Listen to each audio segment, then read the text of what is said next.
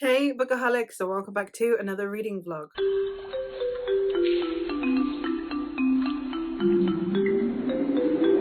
Today's reading vlog, we're going to be starting the Trans Rights Readathon. I'll leave all the information for the Readathon linked down below. But basically, the principle for this vlog is to be reading books by trans, non-binary, two-spirited, and gender non-conforming peoples, and books that have a central character that is trans, non-binary, two-spirited, or gender non-conforming. So I am going to be creating a whole new jar specifically for this, and I have selected all of the books that, as far as I'm aware, are by a trans or non-binary author. So I'm going to go through them as I put them in the jar, and then we can see which one I end up pulling out. So I'm going to put you like this so that you can see the jar. The first one I have is Blood is Another Word for Hunger by Rivers Solomon. If Found, Return to Hell by M.X. Liu. Mistress of Lies by K.M. Enright. Leech by Huron Ennis. This one's an interesting one because I have The Vila, which is a podcast that was written by a load of authors. It features a few non-binary authors in there, so I will potentially try this one out just so I've got an audio on the go. The Phoenix Extravagant by Yoon Ha Lee. The Wings of Ashtaroth by Steve Hugh Westenra. The River Judge by S.L. Huang. The Terraformers by Annalie Newitz. The City in the Middle of the Night by Charlie Jane Anders. And Tenseret by Neon Yang. Let's go see what the first one we get is. We've got a digital one, and we have The River Judge by S.L. Huang. This is a novella that is set in the same world as The Water Outlaws. I'm really excited to give that a go. I really enjoyed The Water Outlaws, so hopefully I'll enjoy that. I think I'm also going to try and pull out a physical read just so that I've got something to kind of have tangibly just in case, because I can feel a bit of a migraine coming on. Right, we've got a blue. I don't know which of the three this one is. It is Tenseret. Okay, well, so I have the bind up of this. Let's go get that. I have the bind up of this, which is the 4 books in the Tenseret series, which are a series of somewhere between a novella and a short novel. I think some of them are around the 200 page mark, some of them are around the 170 odd page mark. So this is a quartet that consists of The Black Tides of Heaven, The Red Threads of Fortune, The Descent of Monsters, and The Ascent to Godhood. And yeah, it's a series of shorter works, and I, as I said, have the bind up. And it says, across 4 novellas, Neon Yang established himself as a fantasist in bold defiance of the limitations of their genre. Available now in a single volume, the 4 novellas trace the generational decline of an empire and unfurl a world that is rich and strange beyond anything you've ever dreamed. In the Tenseret series, you will find rebellious non-binary scions of empire, sky-spanning Nagas with experimental souls, revolutionary engineers bent on bringing power to the people, pugilist monks, packs of loyal raptors, and much, much more. I am incredibly excited to get into this. So I've got a physical read, I've got a digital read. Let's go. Hey vlog, I am checking in because I have made some progress with some of my reads, namely that I have finished The River Judge, which is not surprising because it's only like 40 something pages, but I had a good time with this. We're following a character named Lily, who is one of the bandits in The Water Outlaws, and it's kind of how she came to be who she is, and we're following her when she's really little. I think it said she was like 9 years old, and it's how she basically has to clean up her father's messes because her father starts leaving dead bodies in their storeroom, and it's how she has to deal with that essentially. And I enjoyed it. I mean, she was an interesting character in the original novel in The Water Outlaws, so I suspected that I would like this one, hence why I bought it. I don't think it's anything hugely revolutionary. It was like a fun addition to a story that I like. I think if you didn't like The Water Outlaws, I don't think this is going to change your mind. But if you have enjoyed The Water Outlaws and you just would like to come back to this world, then it's a good shout. I had a good time. I don't have a huge amount to say on it other than that it was good as an addition to an existing story. I don't think it stands on its own very well either. I don't think that it gives you enough time to get emotionally invested in these characters on their own. I mean, that might just be me. I've also made a tiny bit of progress in the Tenseret series. So I'm on the first book, which is The Black Tides of Heaven, and I have read part 1. So this book is split into parts. It's in 4 parts. So I've read as I said, the first part. So in this first book, we are following twins who are Mokoya and Akiha.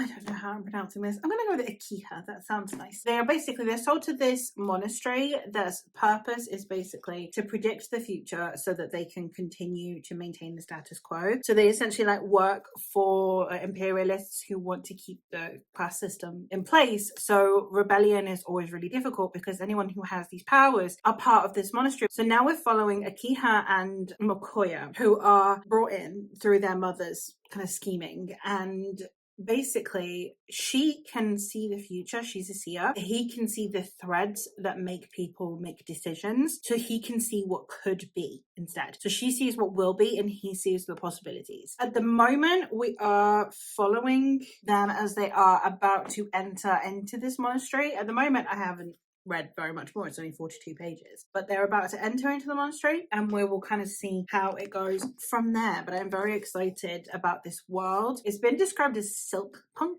which is very exciting. So it's supposed to have, I suspect, some kind of minor sci-fi-ish vibe to it, which I think will be a lot of fun. So I'm going to hopefully continue that, but I would like to have a digital book on the go as well. So back to the pot we go, and I need a pink one. Watch me pull out the Vila, and then I need to pull out another one as well. Oh, I didn't. What are you? Blood is Another Word for Hunger by River Solomon. I'm fairly certain this is also a novella. Basically, a lot of what I've got here is just a load of non-binary authors, and I always want to buy everything that they've written. I need to purchase... So River Solomon has new ones coming out, but the paperback's not out yet, and I need to get my hands on An Unkindness of Ghosts, but that one won't get delivered to Spain at the moment. At least I can't find it anywhere that will get delivered to Spain. It's not on Spanish Amazon. So I'm probably going to have to go get to that when I'm in England. Like, I'll just buy it when I'm on holiday in England. Cue Laura, Station Books, just saying.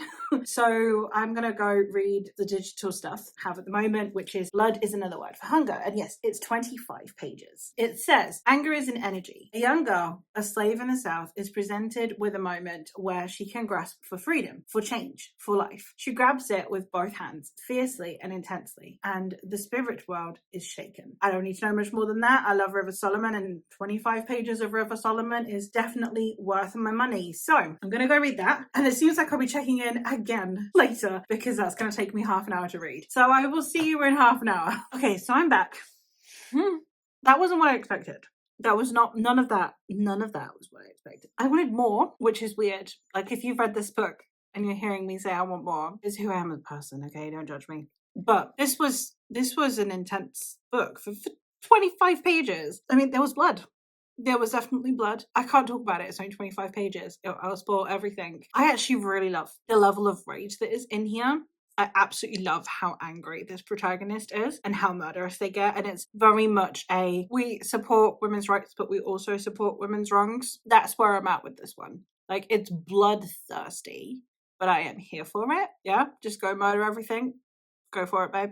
Have champagne afterwards. I don't know. I guess I'm giving it 4 stars. Like, I can't give it 5. It needed more. I needed more. Does that make it 5? I'm gonna give it 4 stars. I wanted more from it, but I had a great time, and I am here for all the rage. We're gonna go pick another one. Watch me pick the longest one on like the last day of this readathon, because I'm gonna get all the flipping novellas at the minute. All right, this one. What are you? It's the fucking Vila. I knew this would happen. It's the Vila. I need to listen to this one. This is not a ready one. This is a listeny one. I'm going to put this back in, because what I will do is I will listen to an episode. Every episode that I listen to, then I will pull this back out. So at the minute, I'm only kind of committing to listening to the first episode, which is also by S.L. Huang, who was the author of The River Judge. And this one says, Soldier for Hire Asala Siku grudgingly accepts a mission that will take her to the far reaches of the system. So it's sci-fi and it's by S.L. Huang. So I am very excited to listen to this one. It's not that long. I think it's like an hour and 20. I'll just listen to this throughout the week. And if the Vila comes up again, then I add another episode. I think that's how I'm going to do the Vila. So in the meantime, I need another pink. And we've got The Wings of Ashtaroth by Steve Hugh Westenra. All right, The Wings of Ashtaroth is this huge, massive, epic fantasy. It's like over 1,000 pages. Yeah, it's 1,005 pages. And it's like apparently a very unusual, very unique take on epic fantasy. So I'm very excited. So I'm going to go read the synopsis because I don't know very much about this. I'm reading this because I am actually friends with Steve, and then when he was talking about it, it was amazing, but I haven't actually read a full synopsis of it. So this says, the great city of Kemasin is at a crossroads. A powerful empire from beyond the ocean threatens to reignite a centuries-old feud. A slave rebellion brews in the tangled labyrinth of tunnels beneath the city streets, and Crown Prince Ashtaroth, the city's supposed savior, is considered unfit to rule even by those closest to him. When the high priest burns one of the royal children alive as a desperate offering to the city's absentee gods, it destroys the fragile peace between the Kemasin's scheming first family. Seeking revenge for the death of her child, Ashtaroth's mother calls on a powerful demon named Lilith. But Lilith cannot be trusted.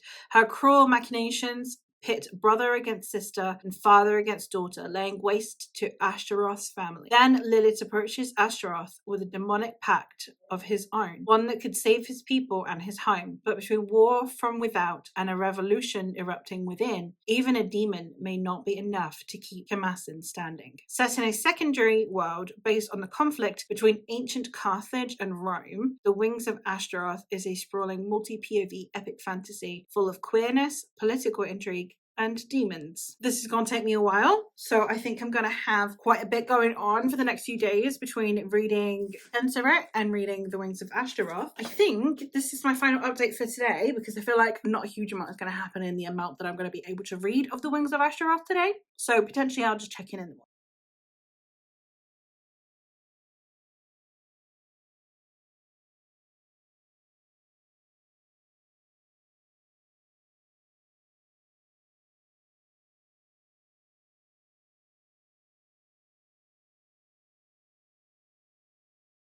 Okay, so slightly chaotic update here because I updated you yesterday. It's now Monday. I didn't update you at all on Saturday because it was Father's Day during the week, like here in Spain. We celebrated it on the Saturday so that obviously my husband could actually be with his children on Father's Day. I didn't update you at all on Saturday. I updated you last night. The video quality is really funky. I just don't think the camera liked the lighting that I was using, which is, my own stupid fault. So I am now going to have to do a slightly longer update because it's Saturday, Sunday, and what I've read this morning, which is not much, but it is a little. So I have some updates. First of all, I'm going to talk about the Tenseret series since I am now on part 4. So I've read parts 2 and 3 since I last updated you.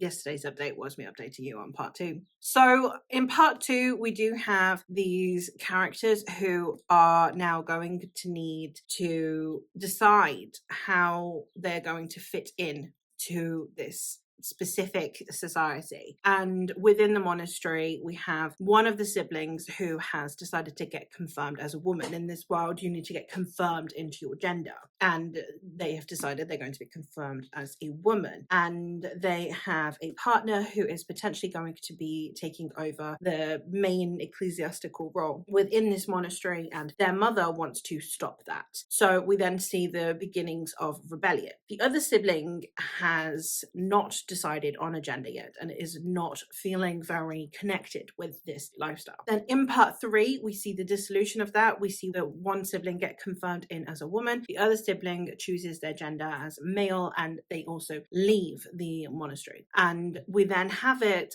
that they begin to form their own lives, they have separate lives, and they don't really see very much of each other. But they have now entered into the phase where rebellion is going to be necessary. So I only have one part left, and I am very excited to see how this first book within this series concludes. The writing style is really, really compelling, and I feel like I really do have an interesting grasp on these characters despite it being a novella. The world building is also interesting because we're watching it from like a very condensed view, which obviously makes sense with the length of the book, but we're also seeing a lot of intricacy despite the length. I'm very excited to conclude this one, which I will hopefully do today. I, however, am going to have to soft DNF The Wings of Ashtaroth. Not anything to do with me disliking the book so much as my issues with engagement at the moment. So the book has really long chapters. So on my phone, the chapters are like well over 100 pages. On my tablet, the chapters,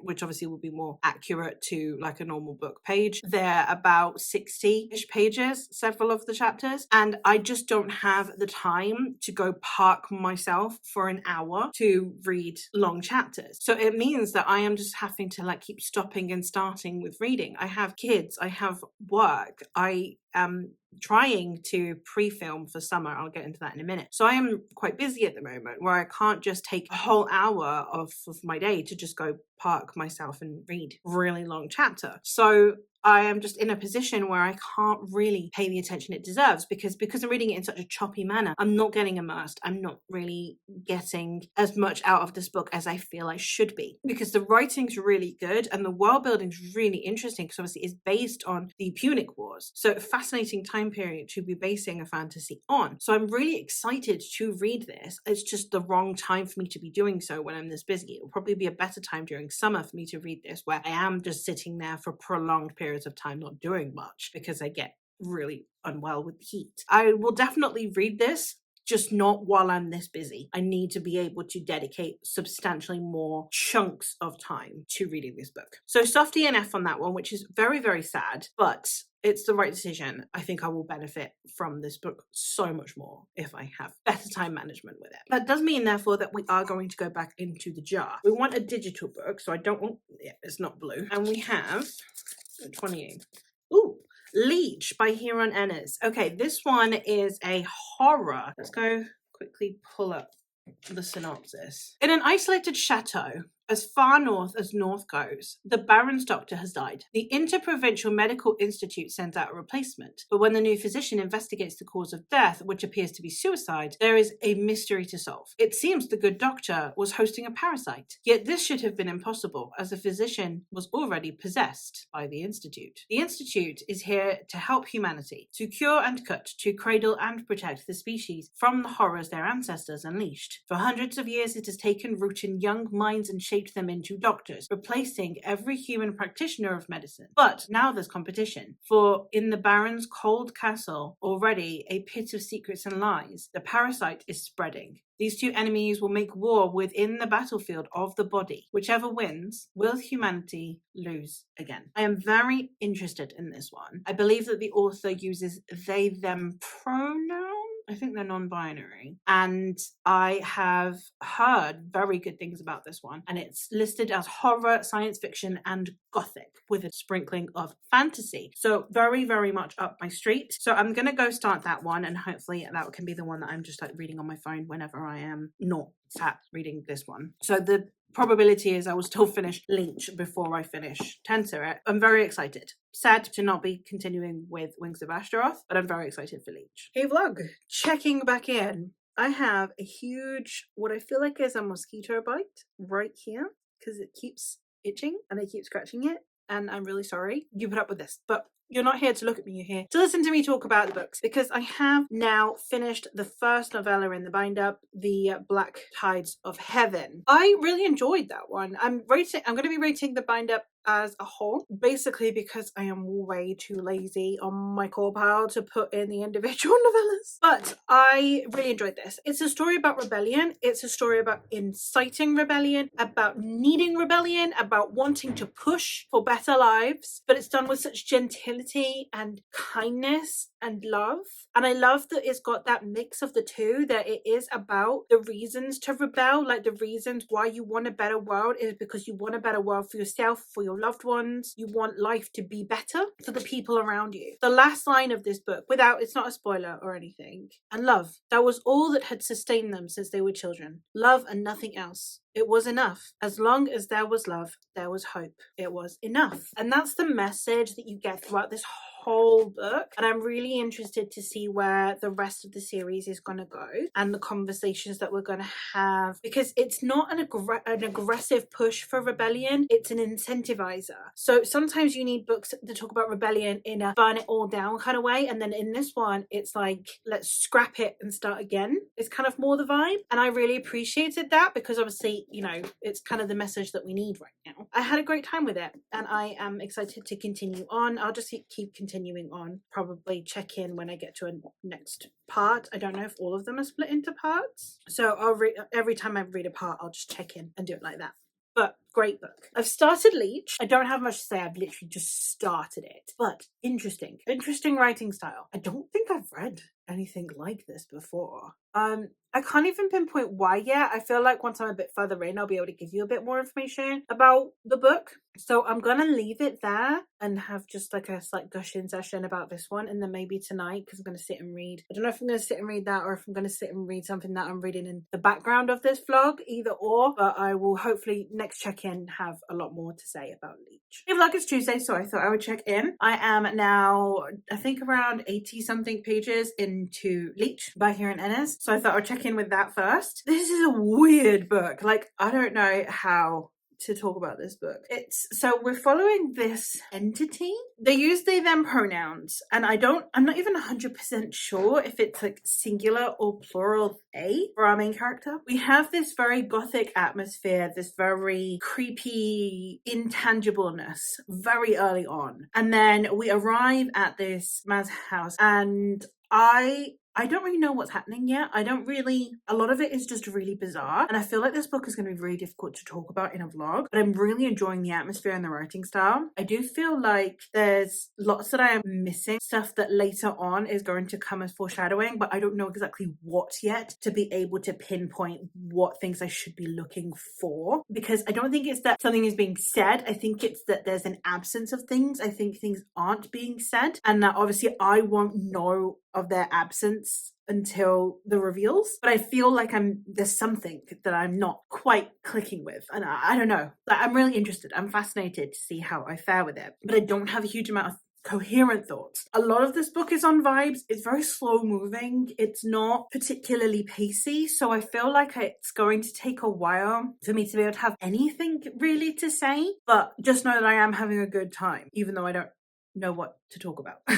I have also read another section of Tenseret. I am now on book 2, which is The Red Threads of Fortune. We are now quite a while later. We are when our main characters are definitely full-fledged adults at this point, and we're seeing some returning characters. We have a new plot where there's this monster demon thing that they are hunting, and we need to find it before it damages areas of this world. And I'm really enjoying the writing style still. It's still so easy to get through and still so immersive, and none of the books feel like novellas. And that's gonna sound weird, but some novellas, you can tell they're novellas. They feel like they're books on a diet, if that makes sense. A novel on a diet. And I don't feel like that's the case with these. These feel very deliberate. I don't feel like anything has been compressed or condensed to fit into the shorter page count. It's like this was meant to be this way, and I love novellas that are like that. So I'm excited to continue on, especially because I think I've only read 2 series of novellas so far. First one being Binti, which I did really like and gave 4 stars, but it wasn't new favorite material, and given that it's Nanedia Okorafor, it's probably one of the weaker ends of Nanedia Okorafor for me, because I love her world building and the way that she creates stories, and I felt like it was a little bit too episodic in Binti for me, but I did still love it. But it's, you could tell it was a novella series. And then the other one that I've read is by Alex E. Harrow, who is one of my favorite authors when it comes to full-length novels, but I really didn't like the novella series of hers that I read. So this is the first one where it's a novella series that doesn't feel deliberately novella. It feels like this is a story and it just happens to be short, and I'm really excited to continue. So lots read. Obviously I would be reading more, but I do have another vlog project going on at the same time right now that you're not going to see for a while. I am trying to dedicate as much time as possible to both Leech and Tenseret. I have listened to the first episode of The Feeler. That was interesting. I did enjoy it. I would potentially have liked to have continued on straight away, so that, because it is all one continuous story, it's not separate stories like I thought they would be. Well, they kind of are.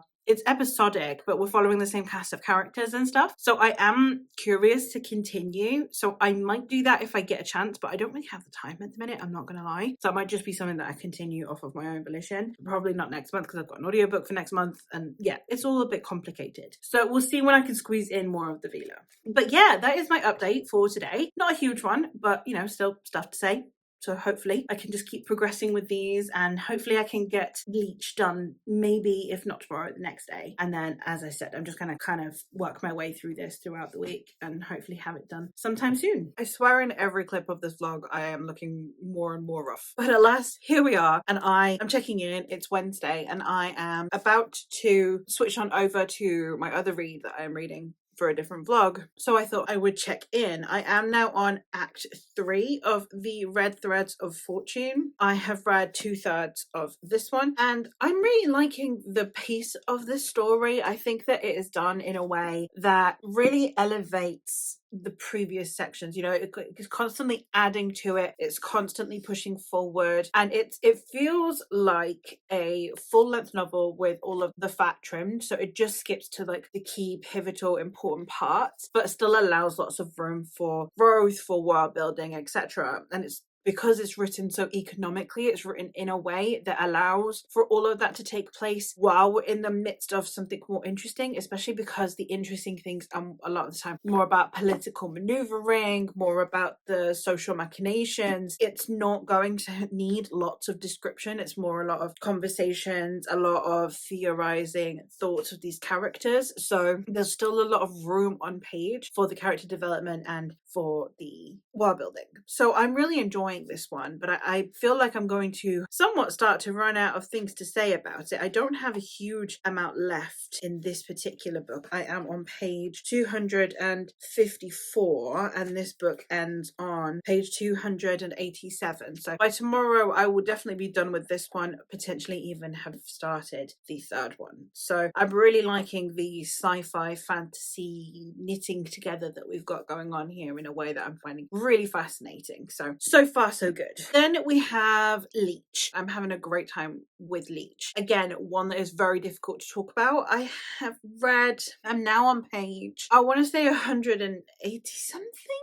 I read some yesterday and I read some today, and I don't know how to talk about this. It's such a weird book. The protagonist's mind is absolutely fascinating. I don't trust our protagonist. I don't know why. I don't know if it's that they're an unreliable narrator. I don't know if they're possessed. I don't know. There's something. I don't trust our protagonist at the moment, the POV that we're getting. We'll see how that unfolds. But the horror element that is going on in here, the outright creepy, gross intensity of this book is fascinating. Not one that I would recommend blindly, but if you're into horror and you want something that's vaguely eldritch, vaguely supernatural in some way, I would recommend checking it out. It's weird in a good way. There's my 2 cents on those two at the moment. So now I'm going to go switch over to my other vlog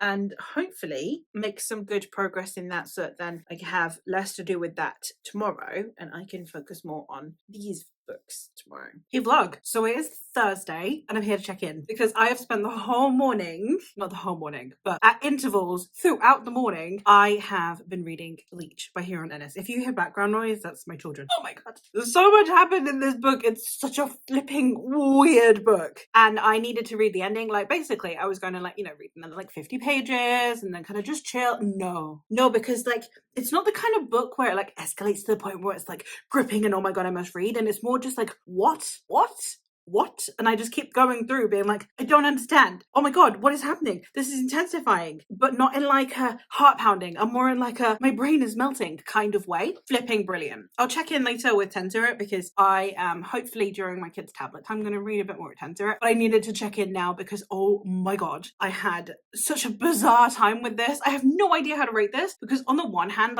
there were definitely some things in there that I'm okay, I saw that coming, or all right, that was a little bit not the best best way of going about it, but like the writing was just so good, and like there were so many things in there that I just found so intriguing that I still really think highly of it. It's probably going to get like a 4.5 on Crawpile, and therefore it's going to get like a 4-star on Goodreads. I am genuinely thinking of leaving Goodreads. Random side tangent, I suppose, but here we are since I've brought it up. I haven't really been posting reviews on Goodreads for a while, and I don't know really. I might just use Goodreads solely for putting in ratings, then linking back to my videos whenever I've got a review of something. I might genuinely just do that, because at this point I am not bothering with Goodreads. I just don't feel motivated on Goodreads. It's a horrible app run by a horrible person, and I feel so weird about the app, but I know that indie authors benefit from it, so I genuinely might do most of my reviewing on Storygraph, and then just put the self-pub and indie author reviews on Goodreads. But then that feels like really disingenuous towards authors, like smaller trad pub authors. I think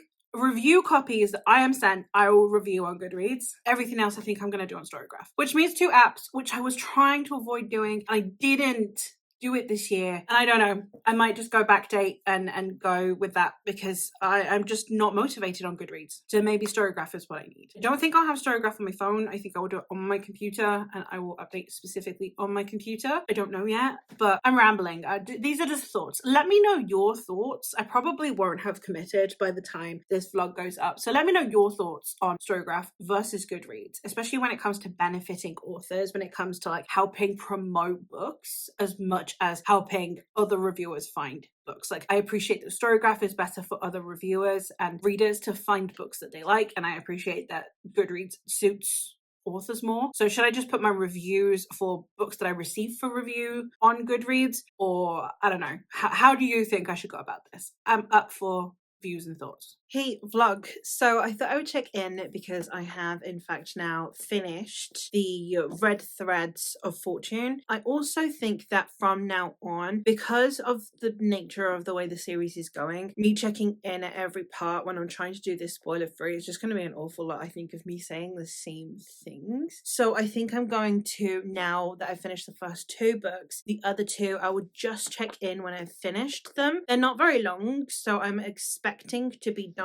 potentially hopefully by Saturday, but we'll see. So I will, for now, I think literally just stick to chatting about the books in their entirety instead of each individual part. I did really like the way that this one fell. I liked that it developed upon the characters that we'd seen in the first one. The way we're seeing this world alter, because we do have like time skips in every part, or like in every certain amount of sections or whatever, and so we're seeing the way this world is changing and moving and shifting in a really, really interesting way, and I'm really enjoying that aspect. I think for me, one of the other things that I really appreciate about this book is that the relationship between these siblings, it changes as they change as people, but the love doesn't. It's not one of those that is like, oh, well, now that this has happened, I don't want to interact with you anymore, or because you believe this and I believe this. Like, they understand that they love each other, but they are separate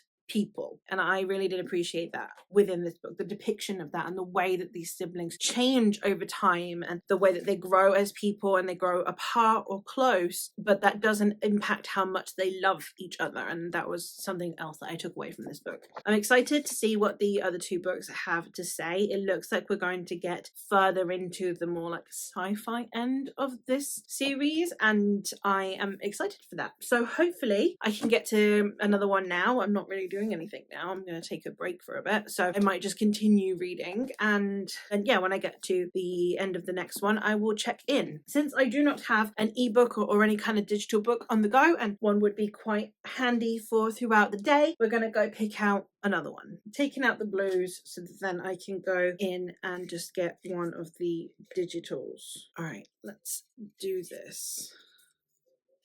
I think that's one. It's not the right way up. The Phoenix Extravagant by Yoon-Ha Lee. All right, so I have read the, what's it called? 9 Fox Gambit series. Machineries of Empire, and I liked it. It was a 4-star read. I was kind of disappointed by it because I literally thought this is going to be a new favorite. This is going to be my whole personality. I went in with such high expectations, and I think that was a detriment to the series, and I should probably reread it. But it was still like a really solid 4-star series, and I really enjoyed it. So I'm very excited to try the Phoenix Extravagant and give this author like a different avenue in which to express themselves and win me over. I'll put the blues back in there now. So yeah, very excited for this one, and hopefully I will have a good time with it. So I'll probably start that one tomorrow, and that's going to be like my digital book, I suspect, for throughout the whole weekend. So once I am done with something, I suppose, I will check back in. Hey vlog, checking in because I have made some progress in my reads. The first of which, I have actually finished the 3rd book in the Tenserit series. I liked this one. This one felt different. I don't know why exactly, but there was something different about this one. It wasn't the tone, and obviously it wasn't the writing style. It was more the way that it was tackling the world, mostly, I think. I did really enjoy it still. Again, I really love the way that these stories are told. It's just that this one felt,